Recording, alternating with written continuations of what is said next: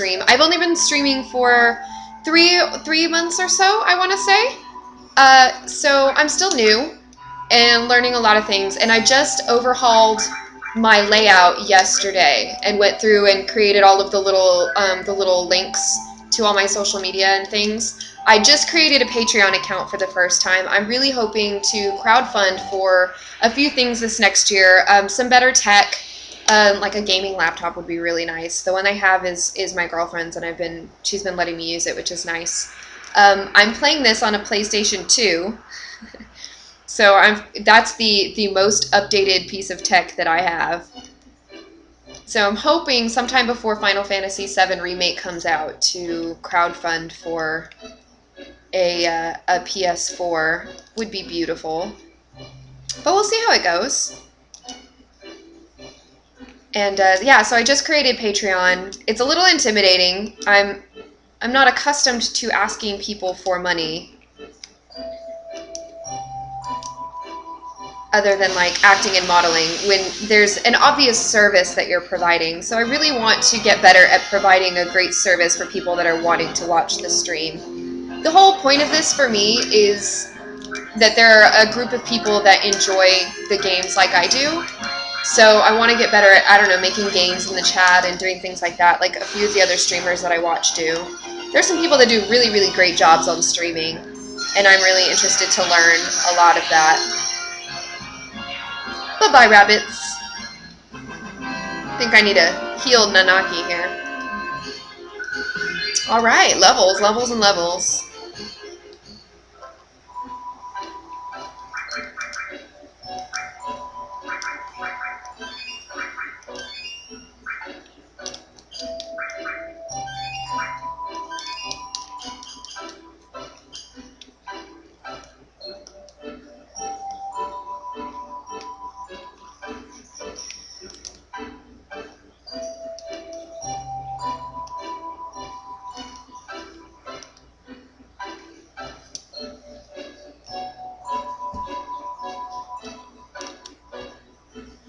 Have you ever played Final Fantasy VII Biscuit?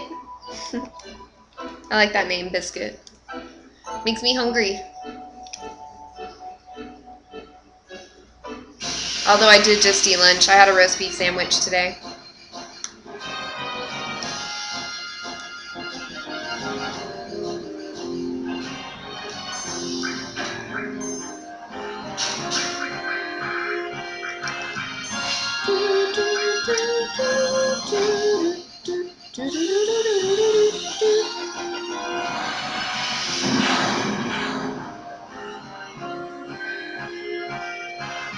Cure? Don't you go curing yourself. You let me kill you. You do it. That's right.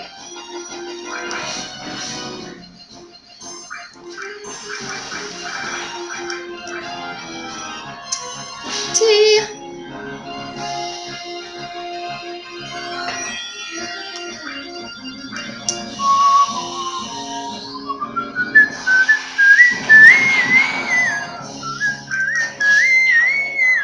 Natural magic is so much more high-powered at the beginning of the game.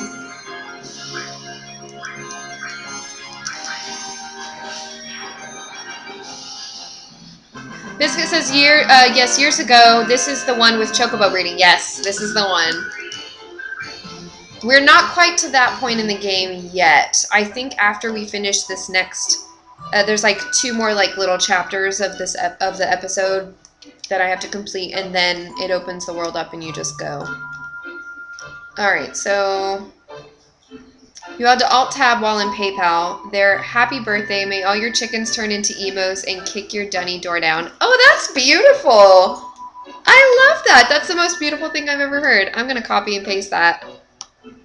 Copy pasta! That is the most beautiful thing I've ever heard. You got the nickname in the Army, and it's been your favorite one that you've had. Oh, that's beautiful. You were in the Army. What did you do in the Army?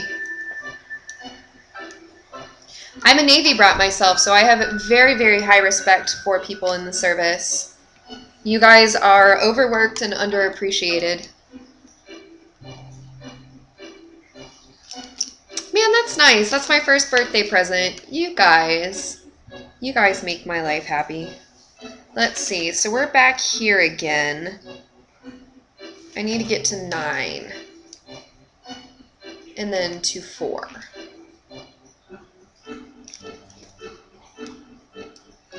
I briefly considered going into the Navy when I was getting out of high school. I took the ASVAB my senior year. It was quite funny, actually. I test really highly. I usually test really well at things. I'm good at, if I don't know a thing, I'm really good at like deductive reasoning. That's one of those things where it's, you know, just enough to be dangerous. You can figure out 1 or 2 things that just sound completely wrong and then guess from there. So I usually test really well, and I think it was like 1 point less than whatever the highest score that you can get on the ASVAB was. And at the time, I was considering the Navy, just because that's what my dad did. My dad was a Navy man, and I have a huge respect for what he did. And I'm more of a brain. I'm not much for brawn, you know. I'm not going to go and beat somebody's door down or shoot them. So I figured, you know, maybe something in intelligence. You know, you never know. So I took the ASVAB, and the day that I got my test scores, the counselor's office at my school had allowed the Army recruiter to hand people out their scores. And I don't know if he was supposed to do this or not, but he looked at my scores before he handed them to me. And for the rest of the year, it was like his personal mission to try to recruit me for the Army. And I felt really bad about it, but I was very staunch in like, no, I'm not going to join the Army, just because I knew if I was going to join a branch, I was going to want to join the branch my dad was in. It made sense to me. One of my very best friends from high school joined the Army. Communications, and you're a paratrooper. Oh, paratrooping. That's fantastic. That's, if I remember correctly, that's like the only division that you can't be told you have to be in. Like it's completely volunteer. You have to volunteer for it. Is that right? I think that's right. Okay.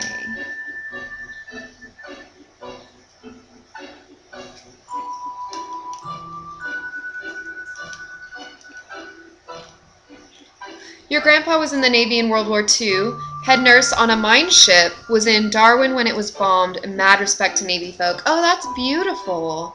So you come from a family of service. So my dad was in the Navy for 22 years.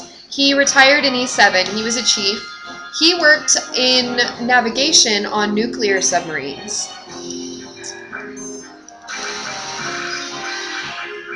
It's quite funny, though. Biscuit says, I should have gone ASVAB, was good enough for nuclear tech, but you didn't want to wear the dog bowel hat and bell bottoms. Oh, come on. What's wrong with bell bottoms? That was a cool look. I always thought they looked quite dapper when I was a kid. That's too funny. I appreciate that, though. What was I saying? I was saying something. Oh, yeah, so my dad worked on nuclear submarines and navigation, and that's the one area that you can't talk about ever. The navigation's completely and totally top secret. They never declassify missions. So my dad has always said, like, I can neither confirm nor deny anything ever happened, but at one point he handed me this book on, it was a book that came out, some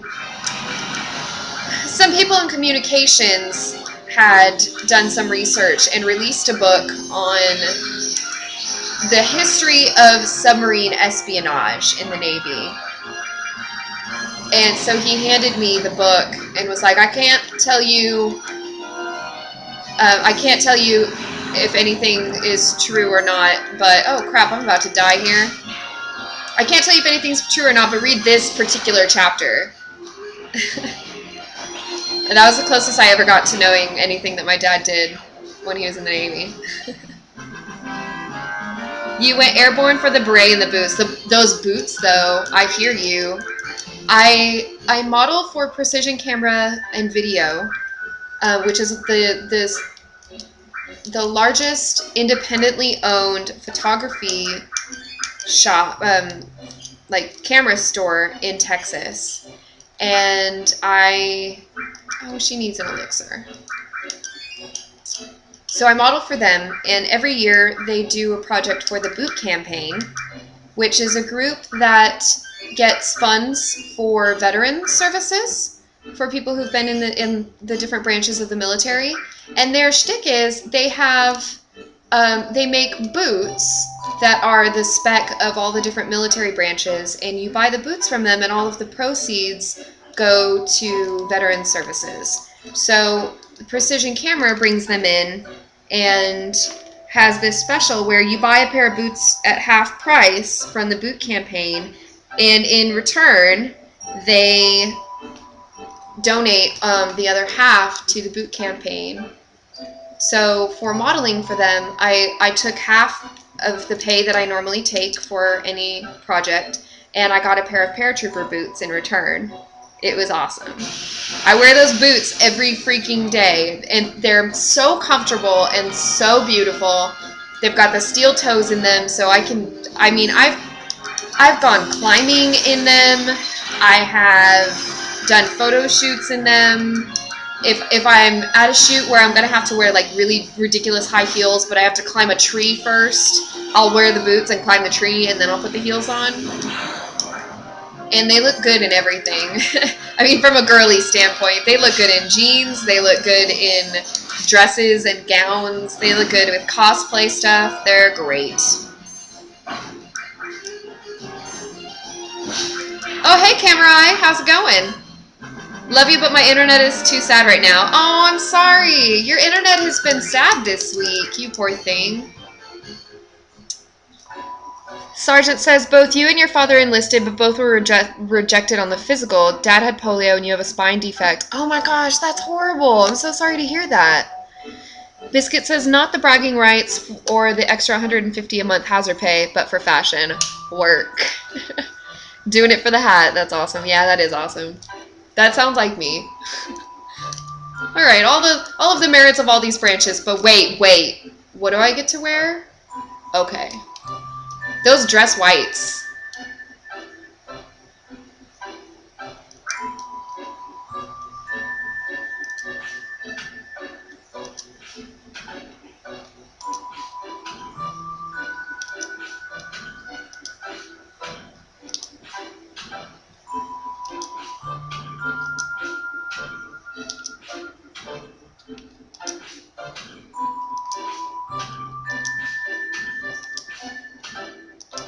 Did it.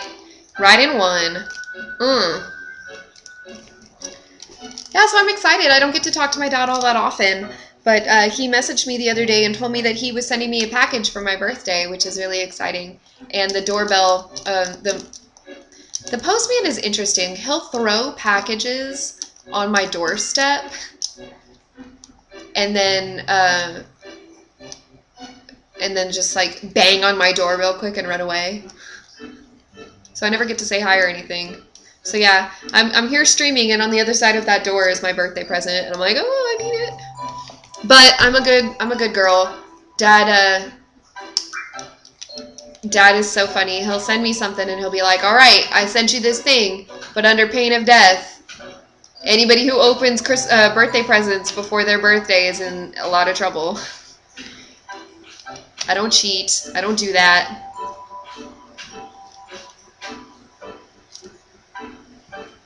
Ding dong ditch delivery. Absolutely, Sergeant. That's how that goes.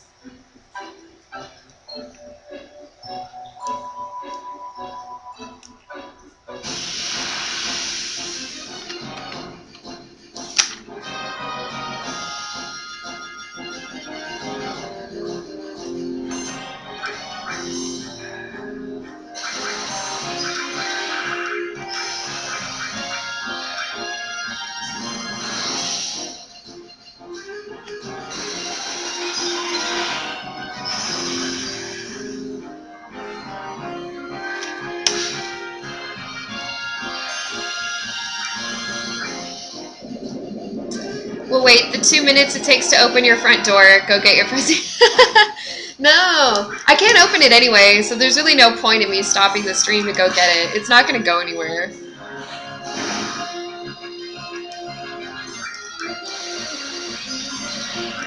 All right, I will, just so that we can have the pleasure of trying to guess what's in it. We'll see what kind of size the box is.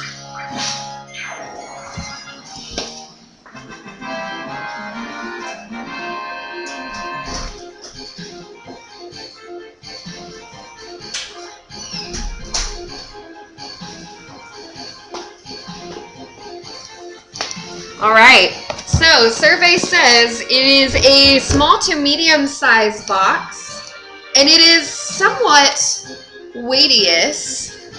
So I'm thinking not clothes. My stepmother has amazing taste in fashion. She always sends me the classiest pieces of fashion. My dad and my stepmom are very frugal with their money. They are amazing with money, but they always go on cruises. So they save all their money up all year long, and then usually like once a year they go on a cruise somewhere fantastic. And on their cruise, they usually pick me up some tidbit of something beautiful. Every time you hear Aqualung, you see Aqualung, you sing the song. Yeah, I kind of do that in my head too. That's funny. Yeah, so every year they go. Like they've gone to Guatemala on mission trips. My stepmom's a surgical nurse, so they'll go and they'll do surgeries for the villagers there, and my dad will work tech. And so one year my stepmom brought me these beautiful handmade loomed scarves from Guatemala. And I'm a classical flautist. I was trained in music and started playing the flute when I was about 8 because my dad had one and I loved the sound of hearing him play it. So I started playing the flute when I was 8, and they've brought me Native American instruments from all over the place, like South American flutes. They brought me a flute from Alaska once, which was beautiful. It's got the most gorgeous sound. I think there's a video up of me playing it on YouTube. I might not have put it on YouTube. I need to. Let's see. Where's this tree? This tree, though. I don't see the tree. There it is. 7 and 10. What is in area 7? Nothing. And 10, nothing. Okay. We're going to go to 10, and 10 is going to take us home.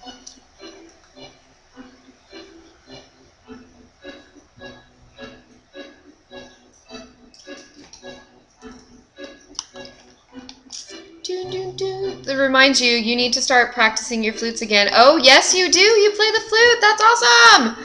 If you ever come to Austin, we need to get a music ensemble going on. We'll hang out. We'll be flute friends. One thing that I plan on doing in the next few months is, I don't know why I say next few months. I might do it in a week or two.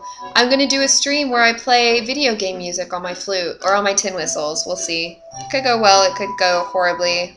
I don't know. We'll see. I thought that would be fun, doing a creative stream rather than just a gaming stream all the time. What do you guys think? Didgeridoo is a little bit big to send to me. Oh my god, that'd be amazing though. That's one instrument I don't have. I had a roommate in college who had a didgeridoo. It's beautiful. It's got this gorgeous sound to it.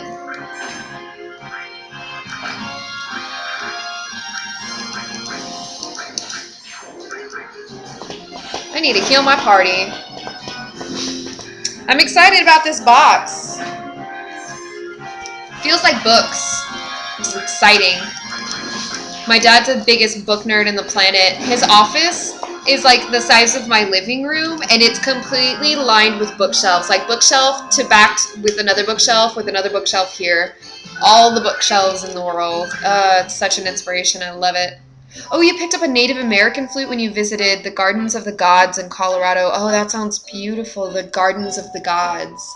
How romantic sounding. I'm going to be in Colorado in February. I'm a guest artist, a guest gamer, a guest cosplayer for Genghis Khan, which is another great organization called Gamers for Vets. It's a group of people that are all gaming inclined that raise money and proceeds for veteran services. And they brought me out for Tacticon, which is a convention that they do that's in August. They brought me out for that this last year, and they liked having me so much that they invited me to come out for Genghis Khan, which is coming up pretty soon in February. I'm excited to see Colorado in February and see all the snow. I miss snow so much. I'm from Washington State originally, and it's way, way, way too hot here. Even in winter.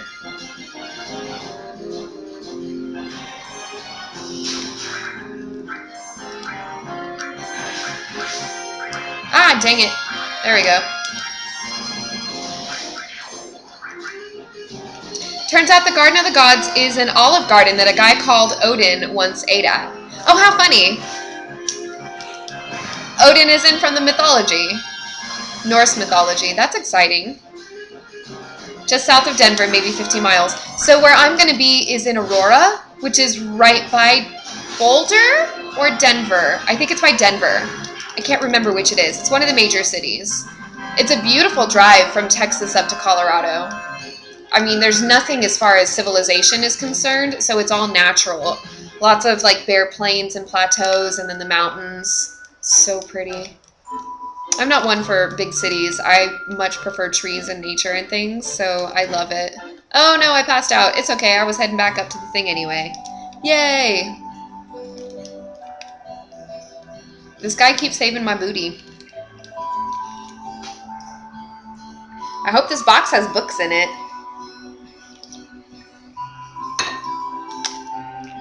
Books and books and books and books. How's that gonna work though? If I'm gonna be on a film set on Tuesday, I'm not gonna get a chance to open it. I'm either gonna have to wait till Thursday or I'm gonna have to peek and open it Monday night. To climb this cliff, you must check your route. OK button, confirm route. Square button, push repeatedly to raise body temperature. And you have to keep your body temperature normal. Don't forget these things. Yeah, oh yeah. Or a laptop. No, it's not big enough for a laptop. It's too small. So like, look, it's like 2 hands basically side by side. It feels like the size for, you know, okay, so there's something hard on this side and it feels like something lighter on this side because it's more heavy on this side. This side is more heavy than this side. So I'm imagining Dad and Paula, my stepmom, probably both put things in it. So I imagine there's probably a book in the heavy side and like a piece of fabric or clothing or something in this side. I don't know. I need it.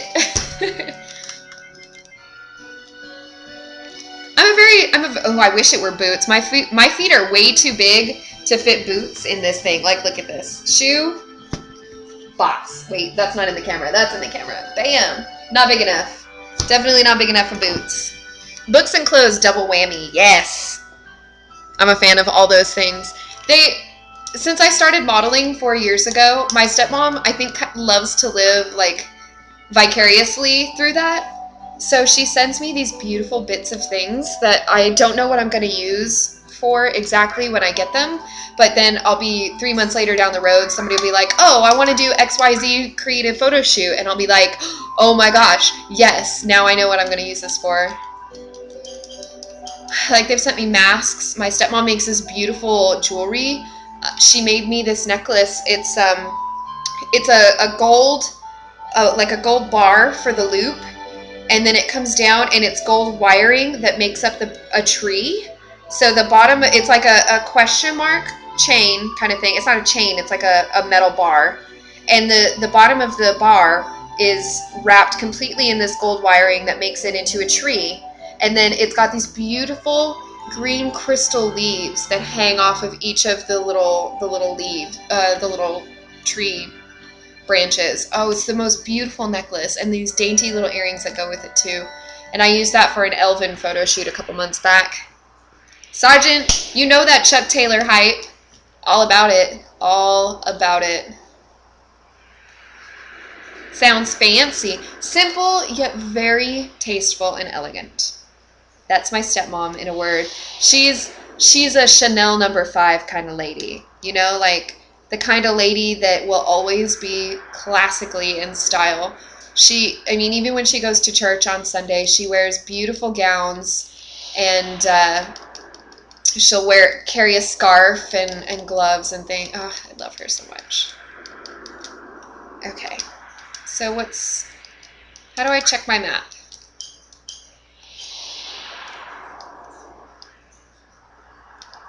He said I could check my map with the thing. A proper lady, yes. She is a proper lady indeed. I heart her.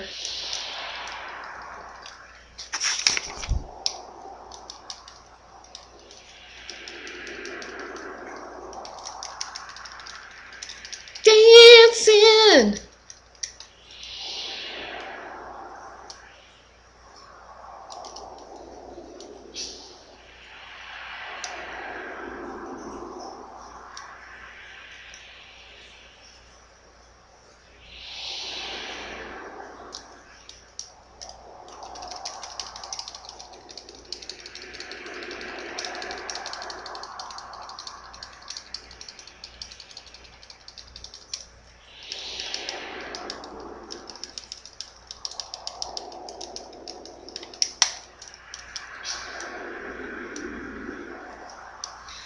Dancing.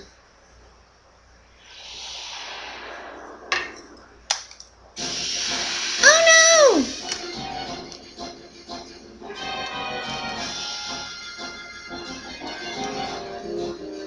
Oh, these guys. Toxic barf. Gross.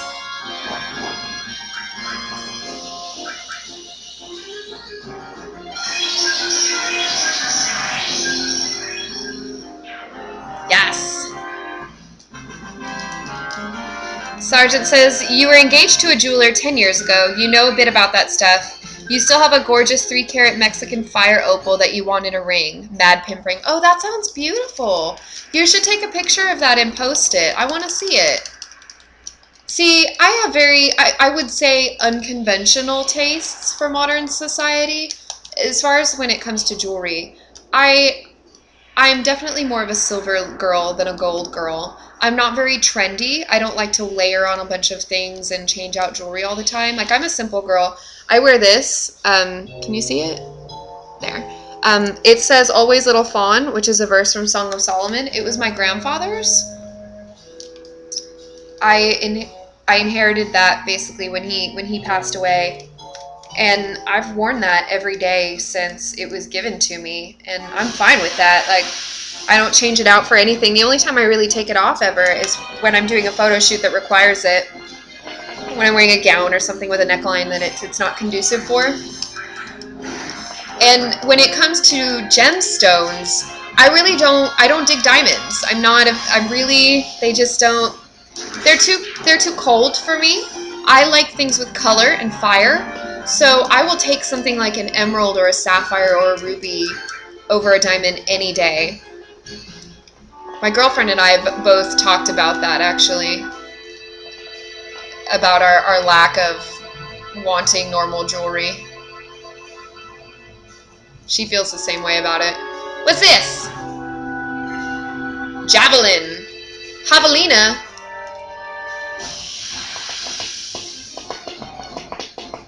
But yeah, I'm not a jewelry girl. And even in, like, rings, I wear these every day. I wear my clada.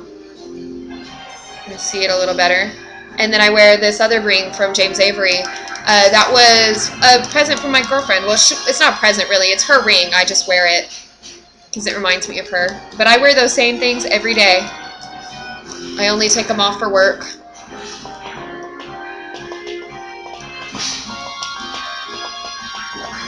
I get more excited about boots. Because you know boots.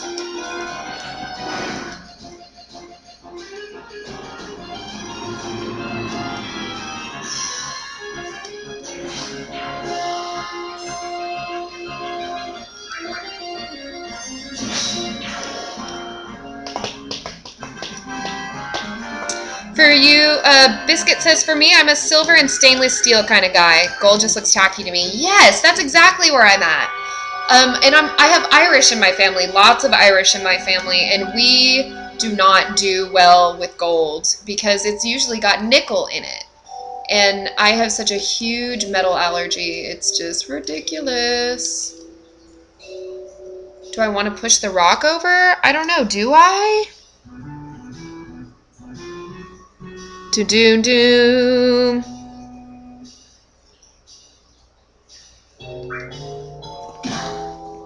Bam. You have or let's say for security purposes, a certain value of cut sapphires direct from the mine. Where are things like that mined? I'm more interested in the nature of them than their value. I mean, if you've got pictures, that'd be cool. I'd like to see pictures of sapphires. Did you say cut? They are cut. So they've been mined and then they've been